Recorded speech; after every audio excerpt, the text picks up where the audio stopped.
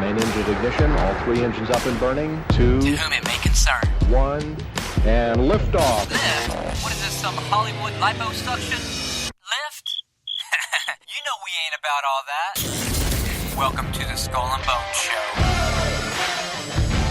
That's right. Skull and Bones Radio, baby. It feels so good to be back. Oh, Matt's not going to be too happy with you, man. You stealing his thunder. I know, man. I just had to beat him to the punch. It feels so good to be back. Happy National Sibling Day. Happy, what's today, Monday? Is it? Yeah, man, that's today, all day long. No. Yeah. So you best call your family and let them know Happy National Sibling Day. Man, I get none of my siblings. Not. Man, did I ever tell you? Man, I almost got every kind of sibling known to man. I got them God siblings. I got them whole siblings. I got the half siblings. I got the step siblings. That sounds like a Mexican thing. It is, bro.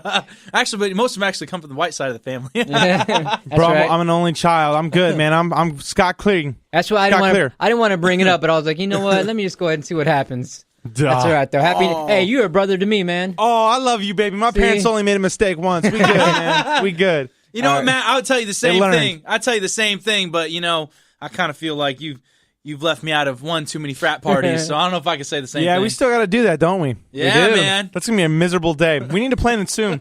Yeah, we do. All right. Hey, we are Skull and Bones Radio. Make sure you check us out online, skullandbonesradio.com. iHeartRadio, Skull in Bones. Is it Skull in Bones or Skull in Bones Radio on the app? Skull and Bones Radio. On the app? Yep. So do that as well. Let her in. Mick, go ahead and get our social medias out there as well for the listeners. Hey, man, you know what? You've already heard it 1,000 times. It's easy. You go to the Facebook, the Instagram, and the Twitter.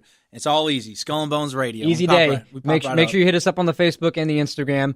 I am Jean Perillon. The guy to my right is the handsome, can I say bastard? It is what it is.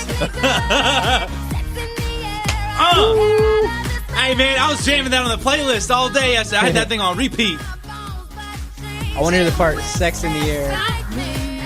Come on, come on, come on. Did you ever think that maybe this mortal life would be really ridiculously good looking? Yeah, baby. All right, well, hey, Mick's our resident diva. Man, that was a really long intro. I was like, we had to get something special for him. He's more than that. He's a resident pain in the ass. Oh, man. No, you didn't. Without further ado, we got the man behind the board, the man with the brains, the man with the wit. And his name is? Matt Man 100. Woo! 100! In the ring, back at it again. How are you, my friends? Howdy, Matt. How are you? You know, I'm living the dream, my friend. You know, I'm in the ring. I'm just doing it. I feel like I haven't seen you in over 2 weeks. Yeah, you know what? You know what? Now that you mention it, it has been 2 weeks, yeah. See? I thought you was just avoiding me. Well, I'm always doing that. We had a little hiatus, so that's right. We back in the studio. We ready to go. We got a good show lined up for everyone. I'm sure you guys have been on the old internet. You've seen all the drama going on. Oh, man. What's that thing called? On the World Stop Hip Hops and all that? The interwebs. We got some sort of airline drama.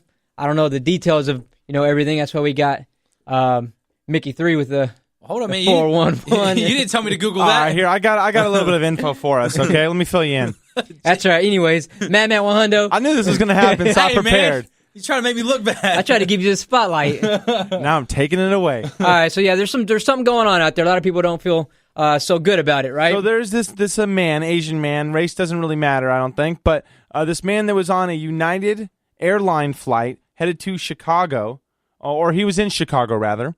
And basically what happened is they oversell flights, okay? That's no mystery. That's no secret. I hate when they do that. Well, and it makes sense, right? No, it doesn't. Why would you? Mick, I'm talking. You stole my thunder. Mick, I'm talking. I'll turn your mic off. I have that ability. I'll press the on button right back. I have a fader. Anywho.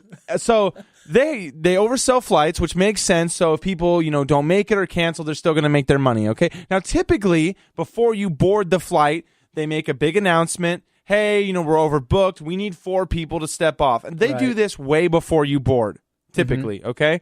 So it looks like they knew, I read some stories, a couple people counted, hey, they knew it was overbooked. Okay, they still let everybody on the plane. Now, one thing I read that made it a little bit sticky. That makes no sense. One thing that sounded like is what happened was everyone got on the plane and they were hunky-dory. Okay, we got enough seats. Then United said, oops, we got 4 United employees that need to get to that next destination to be able to work. And it looks like they didn't know that until everyone was on the plane. Oh, okay. That's what it sounds like, but I don't know for sure. Reading over this one article on, I believe it was right here, NewYorkTimes.com.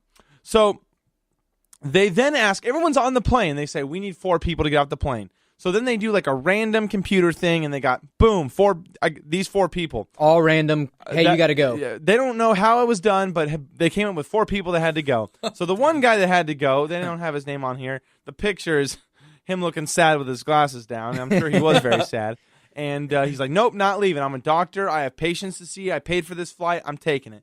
Well, the airport police and United had a different idea. United called the police. The airport police came, and they ended up forcefully taking the guy out of the seat, dragging him, and they're dragging him as he's screaming. Can't they rent a car for the pilots and have them drive? Jeez. Oh my Pretty God. graphic. Oh my God. Oh my God. Cop is just dragging him. Now he's got hands, cop's hands on the guy's hands, that is dragging graphic. him like just dragging him through the mud. Oh, this is wrong. Oh my God. Look at what you did to him. Man, how could that hashtag police brutality? Man, I don't get that, man. Why would they? You know what was interesting? One thing I didn't hear before, I just heard in this play, was someone said, why can't they just have the pilots fly to the next destination or drive to the next destination? So it sounds like that's exactly what happened is, you never, but come on, you're not going to board a flight that's overbooked and then deal with it later. You're going to deal with it at the terminal before anyone goes down the jetway. So it sounds like after everyone was boarded, they went, oops, we need to get 4 more people United to this destination. And that's when they decided to just, we're just going to kick people off. No big deal. Hold on a second. That makes no sense. Why would they choose probably one of the more important people that have a purpose of being on that flight? Like, it's not all random, though.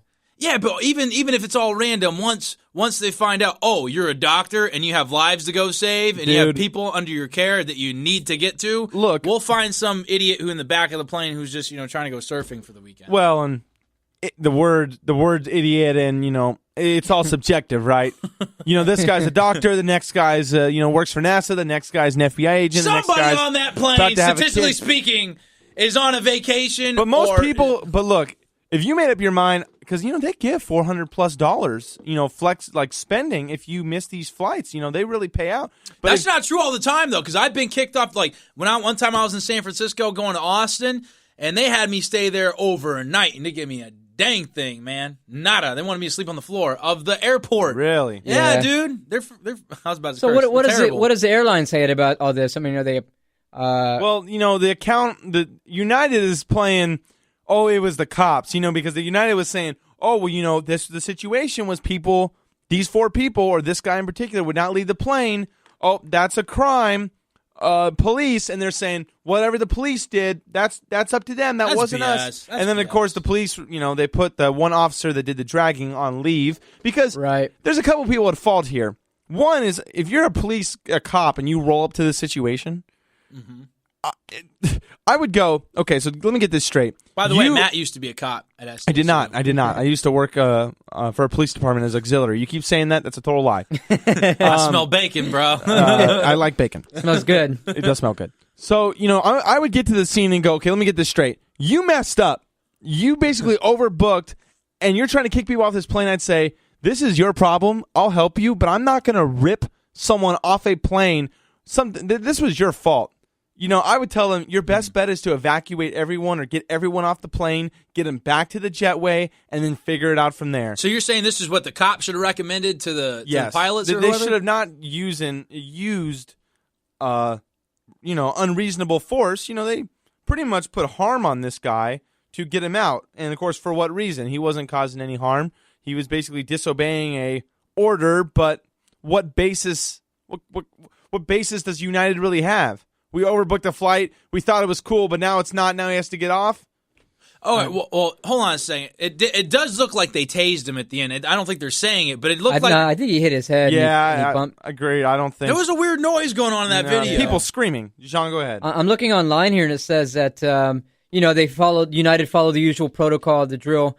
First, they asked for volunteers, and then they offered as much as $800 per volunteer plus hotel stay, and no one accepted. I think if that were me, I'd have probably accepted that. Well, Matt said it was 5. He gave me up to 5, no, the hand sign. Up to 500? No, 5 minutes. Oh, Man. 5 minutes. Oh, you make it How long sound. have we been doing this, John? But moving on. 5 minutes, but moving on. I see what United's trying to do. Like, oh, this is just our procedure. Yeah. You do not let people on a flight that is overbooked. You take care of that at the terminal. I think United created the issue. Yes. And they were hoping the cops would just remedy it. And now they're doing damage control. Obviously, everyone's talking about it. The PR person is probably super busy. And based off the video, it looks pretty. I mean, from what I heard, the guy, it's pretty. You know what, man? This gruesome. don't really surprise me though, because we're talking about the same airlines, man. Where remember you used to be able to bring free carry-ons and stuff or free baggage, and now it's like $25 for the first bag, $35 for the second bag. Yeah. And by the way, now if it's over 20 pounds, now you're gonna have to 30 pound, whatever this is. Oh, you're gonna have to pay another $20 penalty fee, and then if your luggage is wider than 10 inches. And thicker than 10 inches. Oh, now you got another. You know what I mean? So I don't. I think they basically. It's almost kind of like, I don't know, man. I think they're just trying to do whatever they want to do over there, man. To be honest with you, they don't care what they do as long as they're making their money. Well, they're gonna hide behind. We're trying to be competitive, but here, like I was saying, man. The issue here is that, like John said, they created an issue. The police department acted stupid. Yeah. Instead of saying, "This is your issue. You need to solve it." They tried to act like a hero, but in the end, they didn't help anybody. And come on, dude, in the day of camera, if you're going for that's what I was anything gonna crazy, if you're even pulling out your gun as a cop, you have to know that you're going to be shot or video is going to be recorded of you, and you have to have a damn good reason. I was telling John in the break, there was a cop that he did a traffic stop. It was a weird situation on the side of the freeway. They said, "Get out with your hands up." He got out of the car. He was kind of stupid about it, with his hand in his pocket, moved around and took his wallet out, put it in front of him. Well, he got shot in the chest. He survived it, and of course the cop was having a mental breakdown. Damn it, I shot a guy that didn't have a gun. But I kind of side with the cop, because that if get out with your hands up, I wouldn't be going in your pockets. Right here. Right here. I mean, okay, I can get that. I can get where you're coming from with that. But at the same time, it's not like some people don't, and especially in today's freaking day and age too, not everybody thinks that far ahead. You know what I mean? So like some people, they just kind of like, unless you tell them don't do this or don't do that, they're not going to do it. You know what I'm saying? So I think it needs to be a little more instruction out there that as civilians, I think they're saying, if you ever get pulled over by a police officer, and maybe they should do this in school, have cops come by, when they do the DARE program, don't do drugs, don't drink. They should probably do, hey, this is how you get, when you get pulled over, this is how you exit a vehicle. Well, to take it back to the airline story, I don't know what the protocol is for the airlines. Obviously the airline, the cops can obviously probably put their hands on you, right? I think you have to have good reason to do it. Yeah, and and in this situation, it's like, okay, you don't really know what to do until it happens. As the airline, it's like, okay, we got to move people. I'm picking you, Mick. I can't touch you, so I'm going to have the authorities put, because these guys are physically dragging this guy off the plane. Oh, no, it'd be hard to keep people's hands off me, man. They're always on me anyway. So I wonder what the protocol actually is, and I'm sure, I don't think the cop did anything wrong. I think he was just doing his job, removing somebody off the plane. Maybe the forcefulness of it was a lot. Well, either way, okay, so I get what you're saying with the cop thing there too, but I don't know.